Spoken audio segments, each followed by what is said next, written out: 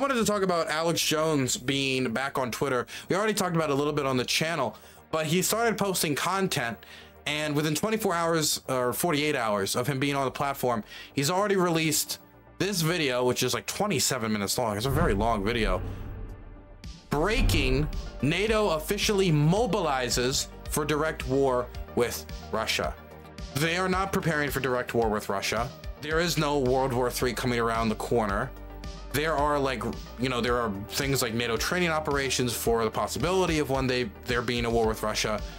But there should be no reason for you to be that worried right now at this particular moment of war immediately breaking out between NATO and Russia. I mean, you could talk about like 10 years down the line, let's say the Russians semi-win in Ukraine or feel egged on by the results of that and continue to encroach and then it reaches the Baltics, then you're having a conversation about something like a direct war with Russia, right? But as of right now, the nation state engaged with direct war with Russia is Ukraine and Russia. There is no direct war coming between NATO and Russia in the immediate future. But, you know, it gets people to watch, gets people to tune in, and Piers Morgan wanted to talk about his reporting on his network, so he brought on Count Dankula. You guys would probably know Count Dankula from the Nazi pug. That was a pug who did a Nazi salute, and then he got like fined by the government for it, which I thought was quite silly. I don't really agree with much of Count Dankula's politics, but I always thought that was quite a silly thing to do. You do not need to arrest a man for his dog being a Nazi. I mean, it's bad that his dog's a Nazi, but they should have arrested the dog. Anyway, let's watch. Then they bring in some other people like Glenn Greenwald and another woman. So let's watch. Jones is a conspiracy theorist who made hundreds of millions of dollars spreading the outrageous lies that the Sandy Hook shooting was a hoax. The grieving families finally sued him for defamation. And I don't know if he made hundreds of millions of dollars specifically off of the Sandy Hook lies. He did make money off the Sandy Hook lies. He sold, you know, products off the Sandy Hook lies, and people found out about him and followed him partially because of stuff like the Sandy Hook lies. So he did profit off of it. But the reason that he ultimately what was fine was because of the damage he caused to the lives of the parents through his lies that Sandy Hook was fake and that the kids actually didn't die and that the parents are actors pretending to be upset about their dead kids.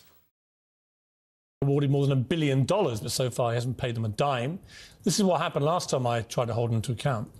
Do you feel a sense of personal regret and remorse that your actions on air, I don't feel as much regret inspired a lot of people to think these people were actors and their kids didn't really die? Do you feel genuine remorse? You let me talk for any? 500,000 Iraqi children starved to death. No, and that's not the Madeleine Albright question. did it on purpose and said, Why is he talking about Iraq? No.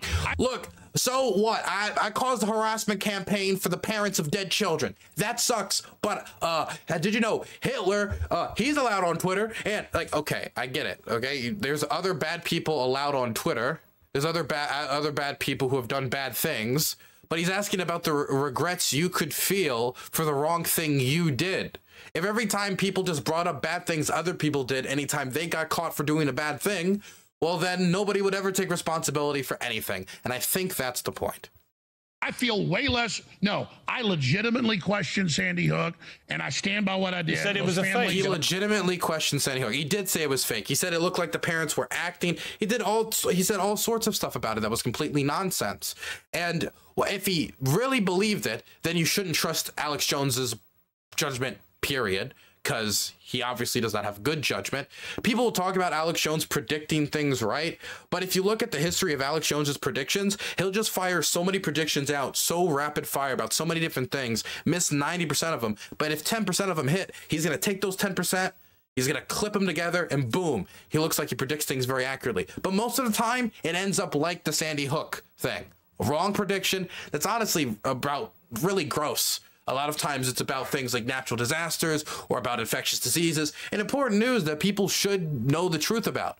But instead, wild theory this, wild theory that, whatever it takes to bring in those viewers. Hey, Alex Jones himself admitted in court while fighting for the custody of his children that he's playing a character. And you know, I think his character's fun, but people also do take his character quite seriously when it comes to news.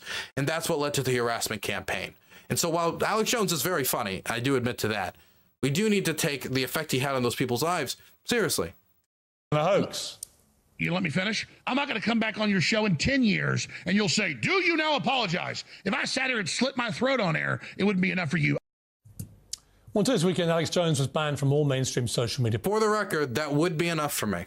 platforms. Now Elon Musk has restored it. That was dark. Okay, continue. Now, if I back off the joke, then it isn't funny, but you feel my remorse. To X, formerly Twitter, extolling his commitment, he says, to free speech. But where is the line on free speech? And does Alex Jones cross it? Well, here's a debate. It's a journalist, Glenn Greenwald, progressive commentator, Nomiki Konst, and YouTuber Mark Meechan, also known as Count Dankula. Welcome to... His name is March Meechan? Did I hear that right? Konst and YouTuber Mark Meechan, also known as... March Meechan. Huh. Count Dankula. Welcome to all of you. OK, Mark, you're with me, so let's start with you. What do you feel about this? I mean, I've written a column for the New York Post saying I think it's an outrageous decision by Elon Musk, who only a year ago himself said that because one of his children had died in his arms, his own kids, that he never wanted to see anybody who would profit from the death of children for personal gain, for fame or politics. Now he's done a U-turn on that. Is he right? Yeah. The thing is about this change, too, is it also indicates to me that there's also possibly a change about a policy he introduced around the same time. At the time, he introduced a policy, and I thought maybe this could be used to enforce it against people who deny Bucha, for example. He said that the policy was that if you deny tragedies, you know, like the Holocaust, Sandy Hook, 9/11, stuff like that, if you deny them, then you're not allowed on the platform. This was a compromise that Elon Musk was trying to make because he personally didn't like it, and he also wanted to make sure that the advertisers didn't all flee off the platform. So what this indicates to me is, number one, a lack of dedication for, you know, disaster denial, or for example, things like denying the Holocaust, denying like horrific things like that. Like a level of leniency is being allowed on the platform, and just hoping that the added context feature makes up for all those people being allowed back on the platform when it comes to the spread of disinformation, which I think is a very faulty plan. I've seen a lot of posts spreading a lot of misinformation, whether it has to do with Gaza, the war in Ukraine, or any other number of issues, spread around for like 3-4 days before it gets an added context feature, meaning 90% of the people who see it, who have already seen it and have not seen the new added context, don't have the full context and are going to still keep walking around with that misinformation lodged in their brain. And people are really gaming the algorithm, seeing what's the most profitable way to spread misinformation and fearmonger in order to make money. We know from the Facebook whistleblower that these social media companies directly profit off of vitriol. The most effective way to keep people on the platform is to keep them angry and is to keep them scared, so that they reply to posts. Much more likely to reply to posts if people are angry than if people are happy. Much more likely to argue in the comments. And that's what keeps people on the platform, and the algorithm takes advantage of that. And once you add things like the world is going to blow up, if we give Ukraine a single more bullet, everything's going to end, everything's going to die, the world's going to... And then you have this type of disinformation or fear-mongering to keep people on the platform. I mean, it's a toxic combination that I don't think the added context feature is going to solve alone. I don't think that's enough. I think Twitter is, which is going to be difficult considering how much Twitter has downside, is going to need more staff to try to deal with the amount of misinformation on the platform, period. But that's like the first step, and I don't think Twitter is going to be willing to do that considering the downsizing they engaged in. Hell, the downsizing they engaged in India has led to the Twitter India staff rolling over to all of the government's requests to take down posts critical of the government, or to censor posts critical of the government, and censor accounts critical of the government in India. So, point is, though, it seems like he's backing off of that position on denying historical tragedies, and that being something that keeps you off the platform, and just hoping that the added context feature makes up for it. I think this maybe is a personal ideological change in Elon Musk, even though he always took over for the idea of free speech, even though he rolls over when it comes to India.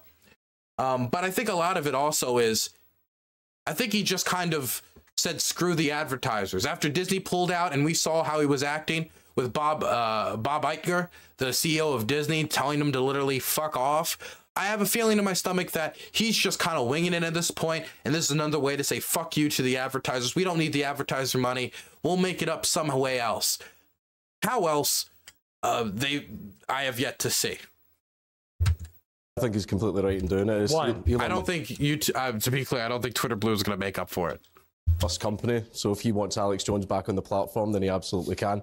And he did put it to a poll to the public, you know, Vox Populi, Vox Day, and people said they wanted him back on the platform, so he's brought them back on the platform. Well, it's an amateur. By the way, they've done other polls like that before. I think it was like Elon stepping down as CEO of Twitter, and they voted in favor of it happening, and so he eventually did step out as CEO. It was like 6 or 7 months later. But I mean, the influence he has over Twitter is still a massive. So here's a question. Do you think if he got a result he didn't like, he'd really respect it? Genuine question. It's a poll. 2 million of his followers voted. We don't know how many times each one voted, etc., etc. It's not a sophisticated. Each account can only vote once. Yeah, but my point is there a line, though, on free speech at all for you? For me personally. Oh, but also, those Twitter polls can 100% be botted. Not every Twitter account can only vote once, but you can bot those Twitter polls, absolutely.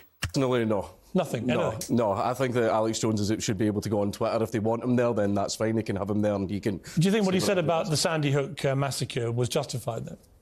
Justified? Like, he has the right to say it. Wouldn't say it was justified. I mean, $1.2 billion worth of damages awarded against him for one of the most serious biggest civil suit against an individual in the history of America. One of the worst defamations, actually, in terms of damages America's ever seen. Damages and defamation is not protected by the First Amendment, and yet you think he was entitled to say it. I think he had a right to say it. He's a right to say that a mass shooting that killed 20 young kids. Like, he can legally say it. Yeah, but that doesn't mean a platform needs to help him say things like that if they don't want to, either for advertiser purposes or just keeping the platform, well, I would say, keeping the platform at a level that is easy for people to stomach. You know, if you're scrolling down Twitter all day and your For You page is just Holocaust denial layered with like praise for terrorists, layered with disinformation, it might get to a level where you don't really want to even use it anymore. For example, the For You page is very hard for me to use. Every once in a while I get a good article out of it, but a lot of times I'm just getting posts that are pissing me off because it's like broad, like obvious disinformation. Oh, this is from Gaza, and I know the video from Syria, or just accounts I just don't want in my feed. So I always am just like looking at my following.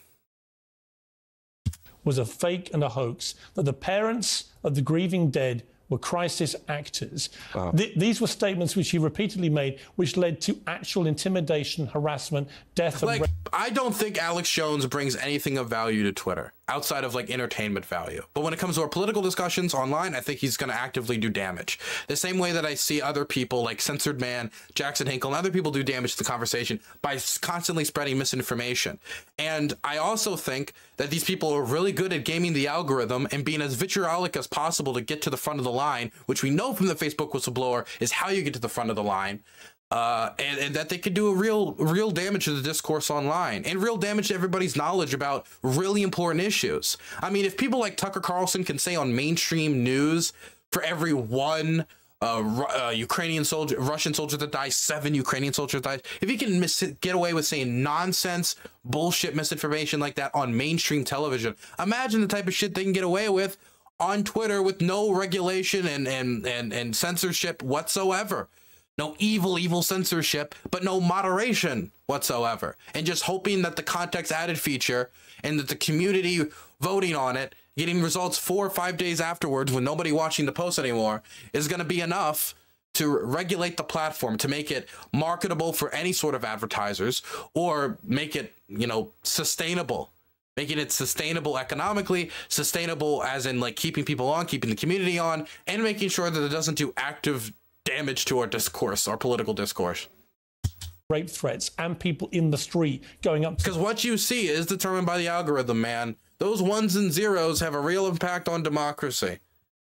People and confronting them, these parents, you think all that is fine? I don't think it's fine. I never said it's fine. I said he has a right to do it. Does he have a right to do it? Yeah, agreeing that someone has a right. Do you think he has a right to do that? Yeah, I think he has a right to do it. Really? Agreeing that someone has a right to do something isn't the same as agreeing with what they say.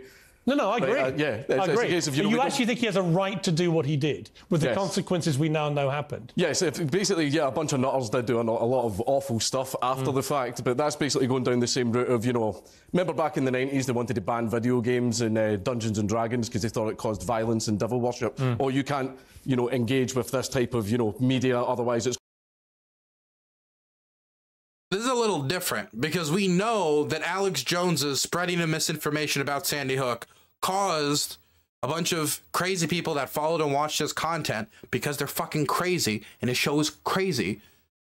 Listen to what he said, believes what he said, and then harass these families because they believed what he said. It's like, oh, how did all those people end up on the Capitol steps? I wonder who told them to go there. I wonder who told them that our democracy was dying, the communists are taking over, and if nobody does anything, America's gonna die. I wonder what got them so angry. But when we talk about Dungeons and Dragons, like, the Dungeons and Dragons doesn't have a direct impact on the violence. But political rhetoric can. For example, Benjamin Netanyahu is often blamed viciously by his critics for political violence in Israel before the time he was prime minister, and he was ratcheting up his rhetoric in the 90s and early 2000s. It even led, some people even say it led to the assassination of an Israeli prime minister during the peace process. All I'm saying is that rhetoric has a real impact, and we can obviously see the impact of Alex Jones's rhetoric. It's going to cause X, Y, Z, like rap music causes violence, all that other nonsense. If we're saying, oh, this guy's not allowed to say his conspiracy theories or whatever you want to call them because some crazy guy out there... Sorry, I accidentally put on some Time in a Bottle. Great song. But I also wanted to throw out there that there has also been documented instances of lynchings and ethnic violence in places like Myanmar and other locations in the Asia Pacific over Facebook misinformation being spread about what certain minority groups did. So again, misinformation can have a real impact. This isn't like, I'm not trying to say that the solution is necessarily to ban anybody who ever lies. All I'm saying is that right now it does seem like Twitter's solution is just the context added feature. Might do something mental, then nobody can talk about anything at all. Well, you can. There are limits to free speech as there are everything else. Even First Amendment. America has a number of limitations to it. Let me go to Nomiki Kons. Nomiki, what is your response to Elon Musk putting Alex Jones back on X? What I find so fascinating about Elon Musk is he uses a very loose absolutist definition of free speech for his needs, but for his company, but doesn't use the same standards for, say, the algorithm. I mean, he has no problem giving Russian bots that boost some of these guests on the show with the free speech rights, but does not give people of color.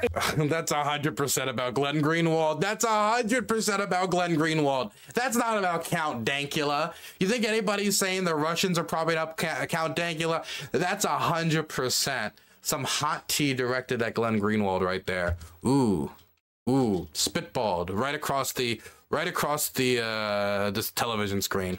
And women the same rights. So this is not an equal playing field. Number one, they're not the government. Number two, they're not following the United States free speech laws. There are limitations, as you said: incitement, defamation, fraud, threats, child porn, obscenity. Those are the limitations to free speech, and there is a whole lot of that going on Twitter. So if he wants to be an equal playing field free speech absolutist, then clean up the bots, clean up the algorithm, make it completely transparent and democratized, and let people like me and then people of color and smaller accounts have the same effect as, say, someone who's being boosted by Russian bots. Okay, I don't really know where the people of color or women thing comes from. I don't know if there's any proof that the algorithm is specifically deprioritizing women and people of color or prioritizing cis straight men over women and people of color. If there was algorithmic evidence of that, then obviously I'd be against it. Outside of that, I do think that they need to get rid of the bots. I think the bots problem has gotten out of control. And honestly, my main problem isn't even Russian bots, even though I do I see things and that's, oh, hello, number Mike 1 2 3 4 5 6 7 8 9 10, who misspelled all these words using broken English, who's posted 10 times under one post at every 20 to 30 seconds. Like, yeah, I wonder what you're doing here, right? But my main problem is the porn bots. the porn bots in my replies. They're everywhere. Like every other post, I have a post of somebody with a fake OnlyFans or a fake account trying to get my credit card information. It's like under every other post, and it's unbelievably annoying. I report, I block, but there's always new accounts, and they always have like 0 followers. They're just making new ones. They're everywhere. They're everywhere. Yeah, it's like that exactly. Hyperghost. Would you hit it with a little heart message at the end? That problem's really bad, and that's not a free speech issue. That's just a not usable issue. This is the thing when it comes to freedom of expression. This is why I say that social media companies are going to have limitations, because at a certain point, like a website just becomes unusable or like unpleasant to use. Like, is it technically covered by free speech for me to have all these robots like posting the same thing over and over again? I mean, technically, should I have it on the platform? No, it makes it unusable. Just like I think somebody spamming the N-word 20 times would make, you could say that could make the platform unusable. And you just have to dictate like what things are just within, and I want to have generally broad rules. Like I want like war footage and stuff like that on the platform. But if a company decides that they don't want the person who could use their platform to, like, say, deny a mass shooting or some tragedy, I think it makes sense. And I don't think the government should dictate to them otherwise. But I can understand the allure of the Wild West, but I just don't think that it's a successful long-term profitable model for Twitter. And if that's the model that Twitter ends up staying on, which is the way Elon has it headed, I think like downsizing was the only result. Twitter's value going down was the only result. And there's a good chance that in the long run, the usership going down, it could be the result. Hopefully that isn't the case. I like Twitter, but I like using it, but man, the platform needs to improve. Whether it comes to the bots, whether it comes to the unusability of the platform, whether it comes with all the problems that came with Twitter Blue, or when it comes to the giant pullout of advertisers, so much. Bring in Glenn Green. Hasn't the value of Twitter reduced by like well over 50%? I'd have to go check. I'd have to go check the numbers again if somebody has a link.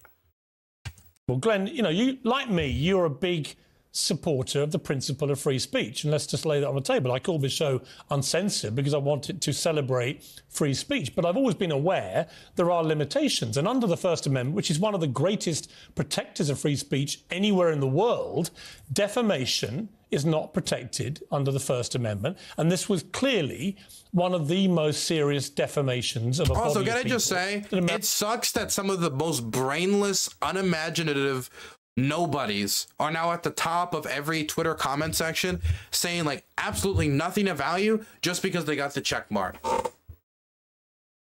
Just because they, and it'll be like story 27 dead airstrike, Afghanistan, the Afghanistan in state of chaos, and like the top 3 comments will be like, damn, LOL,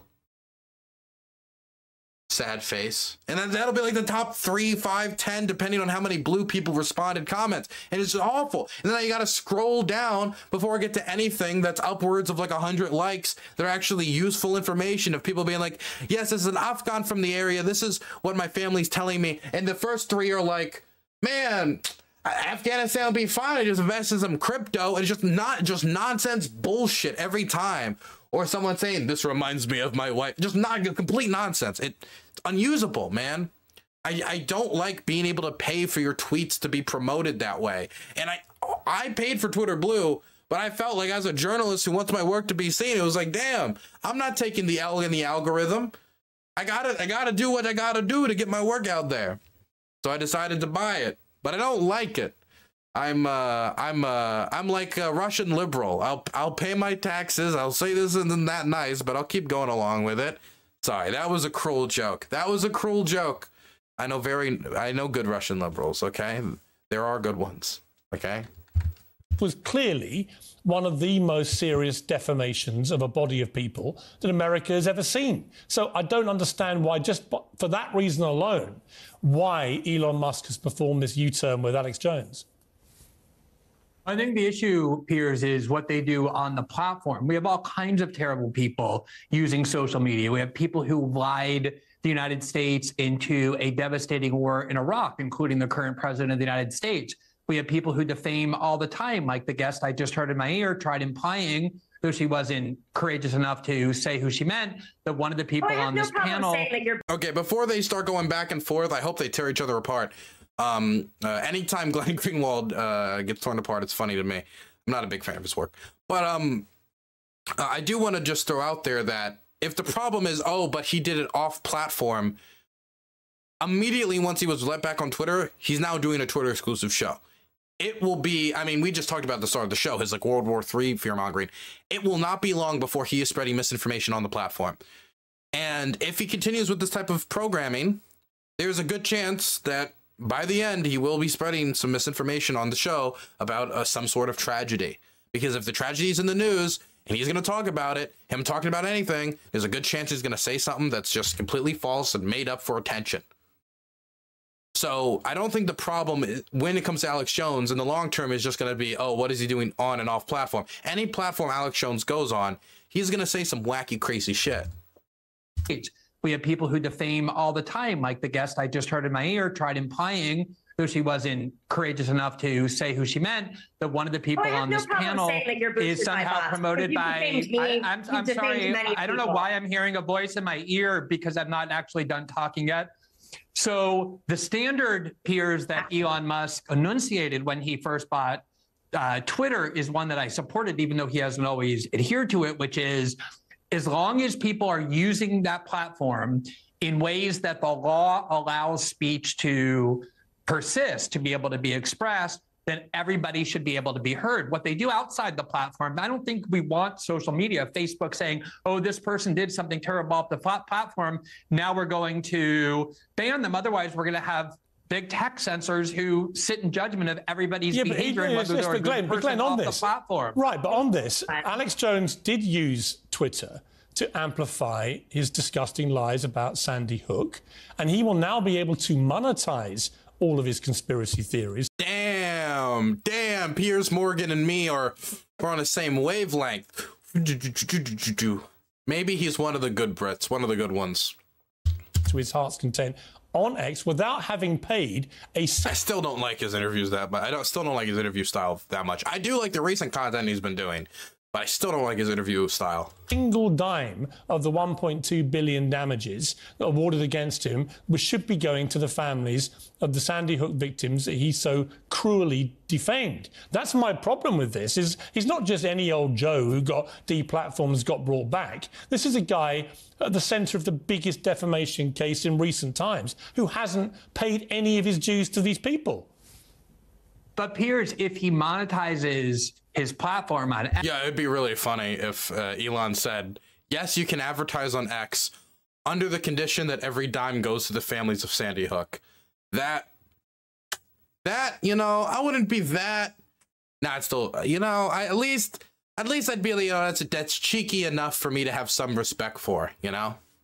X, that is income that those plaintiffs will easily be able to get. And if he uses the platform to spread conspiracy theories or defamation that falls outside of what free speech absolutism is, and I think Twitter would be justified in banning him. But what do? You ban people forever if they say something defamatory? Like I said, there are people who have done a lot worse than Alex Jones who are using Twitter, including bringing about wars, lying to deceive the public in elections.